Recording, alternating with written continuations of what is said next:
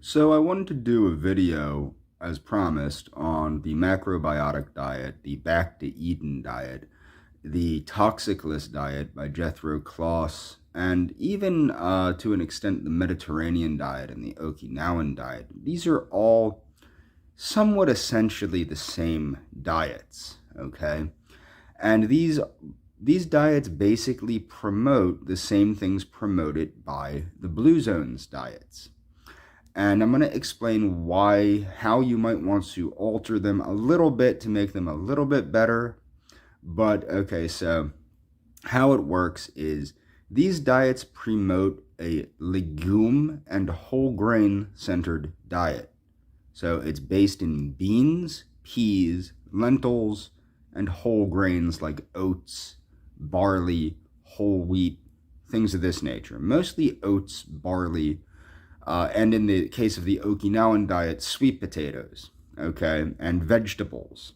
Okay, so it's a legume, whole grain, and vegetable centered diet.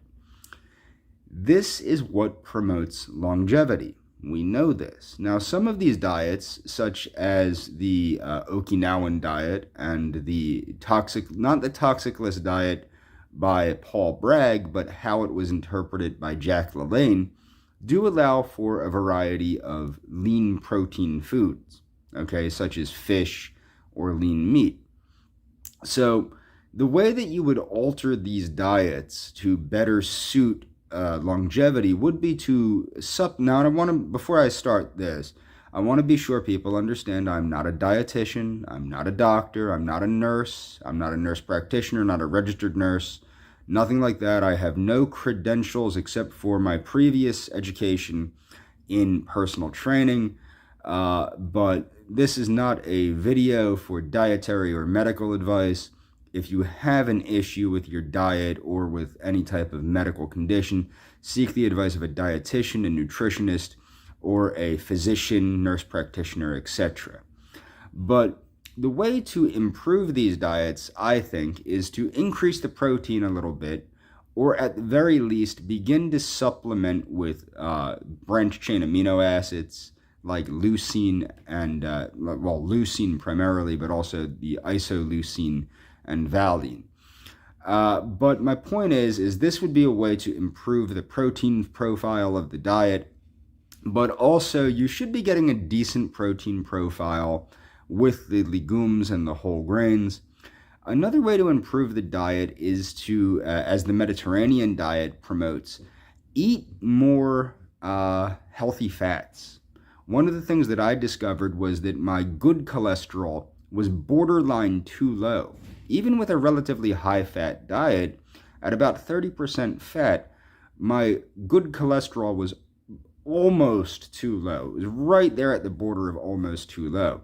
So the way to remedy that is, of course, to eat more healthy fats, such as olive oil and the omega-3 fats, particularly from like flaxseed and things of that nature, or to supplement with flaxseed oil or canola oil. I've done a video on, I'm going to leave a link to my superfoods playlist, but canola oil is a healthy oil. It's a health-promoting oil. Research proves it's a health-promoting oil, as is olive oil.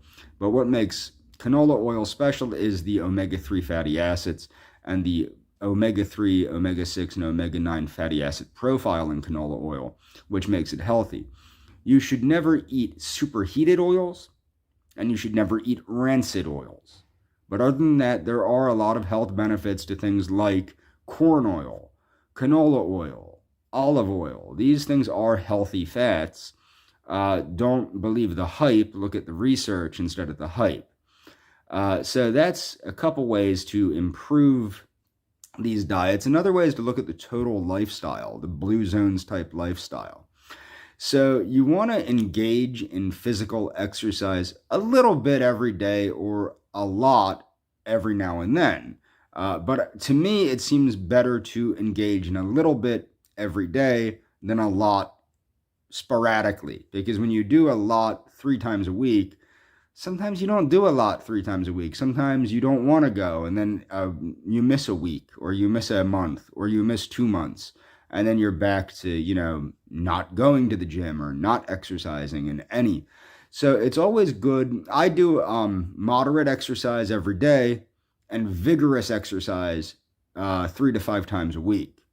So that's how I deal with the exercise conundrum. Is I do engage in some type of physical activity every day, even if that physical activity is only like flexibility training, stretching, or if it's practicing my iron palm techniques against the iron palm bag, or doing just a little bit of sporadic speed training with my speed bag or something like that. So that's the thing, is you do need physical exercise. Too many people, diet is extremely important. In fact, diet is probably more important in some ways than exercise, but exercise is important and must be part of your longevity program. And this is like Jack LaLanne always said, nutrition is the queen and exercise is the king. Put them together and you have a kingdom. This is a very true statement, and this is something that must be understood by people that really do want to live a long time. Is you need diet, you need exercise, and you need stress reduction. That's all for this video. There will be links in the description, and I encourage people to follow the links in the description.